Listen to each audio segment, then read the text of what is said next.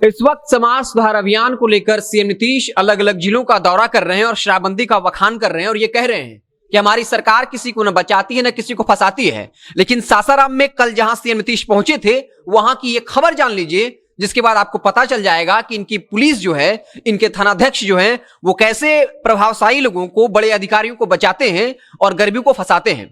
बता दें कि 23 दिसंबर को सीएम नीतीश को सासाराम पहुंचना था और 23 दिसंबर को ही एक थानाध्यक्ष को निलंबित किया गया। अब निलंबित क्यों किया ये जान लीजिए।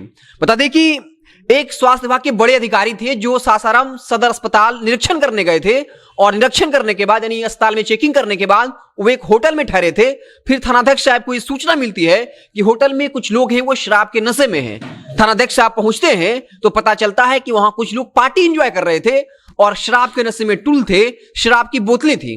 फिर अचानक थानाध्यक्ष को पता लगता है कि उसमें से एक स्वास्थ्य विभाग का बड़ा अधिकारी है, जिसके बाद थानाध्यक्ष बैकफुट पर चले जाते हैं और उसी दरमियान कई बड़े अधिकारियों और विधायकों का कॉल आता है, ऐसा दावा किया गया है। बता दें कि जो थानाध्यक्ष हैं वो स्वास्थ्य विभाग के बड़े अधिकारियों को थाना ले जाकर कई घंटों तक बैठाए रखा, लेकिन उन्हें जाने दिया बिना किसी कार्रवाई के।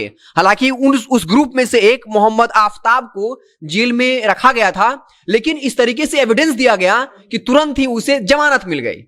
अब आप उस लिंक को जोड़िए, जब सीएम नीतीश गोपालगंज में थे और ये कह रहे थे कि यहां किसी को नहीं बख्शा जाएगा, और गोपालगंज के खजुरबनी का याद दिला रहे थे कि यहां से 9 लोगों को फांसी की सजा हुई है और 4 महिलाओं को उम्र कैद की सजा हुई, लेकिन उन्होंने राकेश सिंह का नाम याद नहीं दिलाया जहां जहरीली शराब पीने से 29 लोगों की मौत हुई थी। तो जिस तरीके से मोहम्मद आफ्ताब को गिरफ्तार किया गया लेकिन एविडेंस नहीं दिया गया, इसलिए वो जमानत मिल जाता है, वैसे ही ये तमाम जो थानाध्यक्ष हैं, ये जब गरीबों की बात आती है तो एविडेंस मजबूती के साथ रखते हैं, लेकिन जब इसी तरीके से कोई स्वास्थ्य विभाग का बड़ा अधिकारी होता है, जब विधायक होता है या कोई बड़े शख्सियत होते हैं, तब वो एविडेंस देते ही नहीं और उनको आराम से जमानत मिल जाती है। लेकिन कोई गरीब, कोई मजलूम होता है, दलित होता है, तब उस जगह पर पुलिस पूरी मुस्तैदी के साथ तमाम साक्ष्य प्रमाण रखती है और फिर उसे जेल हो जाता है। तो सासाराम में जो घटना हुई है ये बताने के लिए काफी है कि पुलिस कैसे अमीरों को, प्रभावशाली लोगों को बचाती है और गरीबों को फंसाती है, ये प्रमाण है। और आपको बता दें कि जो थानाध्यक्ष को निलंबित किया गया है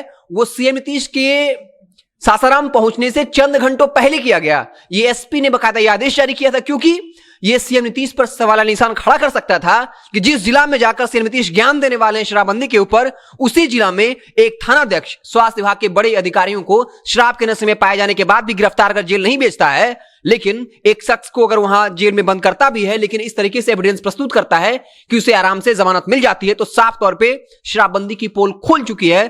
सीएम नीतीश चाहे कितना भी कॉन्फिडेंस में आकर क्यों ना कहते रहे कि हमने शराबबंदी को सफल बना दिया है, किसी को भी बख्शा नहीं जाएगा, चाहे कितना भी चिल्ला लें, लेकिन शराबबंदी की हकीकत हर कोई जानता है। और सवाल यह भी है कि उन्होंने एक बात और कही थी, उन्होंने एक बात कहा कि जो शराब पीता है हम उसे विद्वान या काबिल नहीं समझते हैं। तो सवाल यह है कि जो स्वास्थ्य विभाग के बड़े अधिकारी थे वो तो शराब के नशे में थे, क्या उन्हें वो विद्वान या काबिल नहीं समझते हैं? जितने भी बड़े बड़े जो अधिकारी, थानाध्यक्ष हों, वो लोग जो है शराब के नशे में पाए जा रहे हैं, तो क्या वो उसे काबिल नहीं समझते? अगर काबिल नहीं समझते हैं तो फिर उसे थानाध्यक्ष क्यों बनाया गया है, डीएसपी क्यों बनाया गया है? यहां तक कि डीआईजी का नाम भी सामने आया है जो करप्शन को लेकर के। तो क्या उन लोगों को भी वो काबिल नहीं समझते? अगर काबिल नहीं है तो फिर उन्हें सिर्फ सस्पेंड क्यों किया गया है, उन पर कार्रवाई क्यों नहीं की जाती, उन्हें हमेशा हमेशा के लिए पद से बर्खास्त क्यों नहीं किया जाता? एक बड़ा सवाल है। तो सासाराम में जो कुछ हुआ वो शराबबंदी की पोल खोल रहा है और सीएम नीतीश चिल्लाकर चाहे जितना कह ले, लेकिन अब तमाम खबरें आ रही हैं जो शराबबंदी की पोल खोल रहा है।